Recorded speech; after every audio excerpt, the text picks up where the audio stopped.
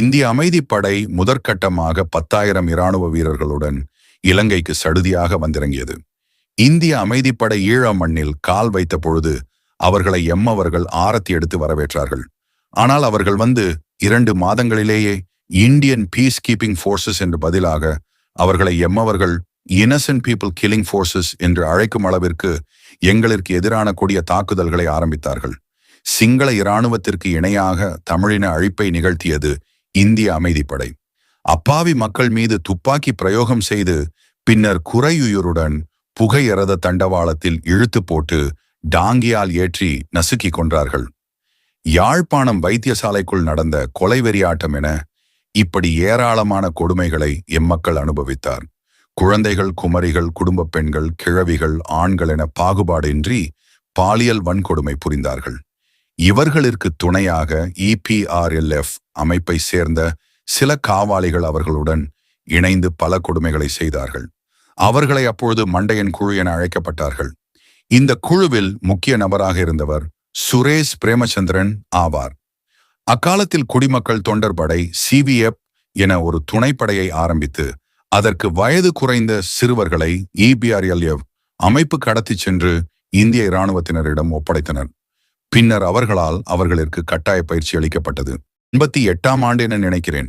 நானும் வேறு ஒரு நபரும் மாலை 6 மணி அளவில் ஒரு வேளையாக சைக்கிள் ஒன்றில் அச்சுவேலி செல்வநாயகபுரத்திலிருந்து பற்றைக்காடுகள் பாறைகள் இடையே சிறிய சைக்கிள் பாதையால் தொழிற்பேட்டையை நோக்கி சென்று கொண்டிருந்தோம்.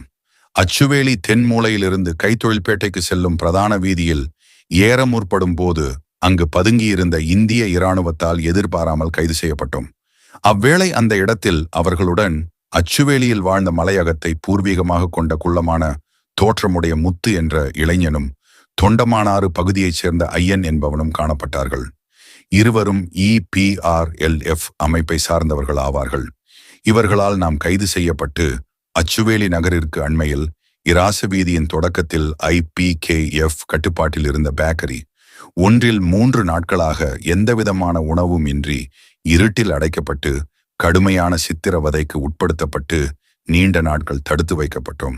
இந்த ஐயன் என்பவன் EPRLF உறுப்பினர்.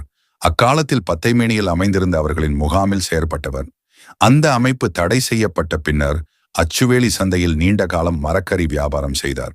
அக்காலத்தில் விடுதலை புலிகளின் அச்சுவேலி பிரதேச பொறுப்பாளராக அமுதன் அவர்களுடன் நல்லுறவை பேணி வந்தான். IPKF இலங்கைக்கு வந்து இறங்கியவுடன் ஐயன் என்பவன் அவர்களுடன் சென்று ஒட்டி கொண்டதுடன் பல படுகொலைகள் செய்தான்.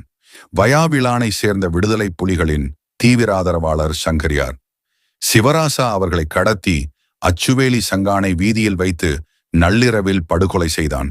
இப்ப வன்னிக்குள் பாலம் அமைக்க வந்துள்ள இந்திய இராணுவத்திற்கு தலைமை தாங்கி வந்துள்ள அந்த சீக்கிய இராணுவ வீரனை பார்க்கும்போது இப்போது கூட அந்த கொடிய சித்திரவதைகளால் பாதிக்கப்பட்ட எனது உடல் உறுப்புகள் மீள ஒரு கணம் வலிக்கின்றது.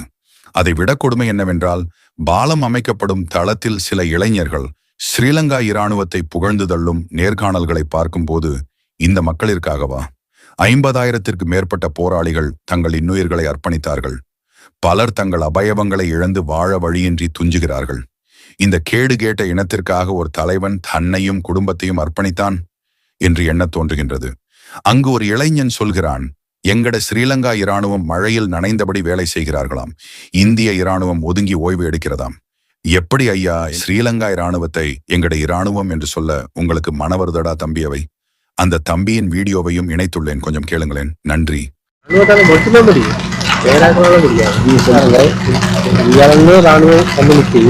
எங்கட ராணுவம் அவ்வளவு கஷ்டப்படுதுன்னு பாருங்க. தங்களை தூக்கி இவ்வளவு தண்ணிக்குள்ள இருந்து தாண்டி எங்கட ஸ்ரீலங்கா ராணுவம் நல்லாவே கஷ்டப்படுது. பாத்தீங்கன்னா உங்களுக்கு தெரியும்.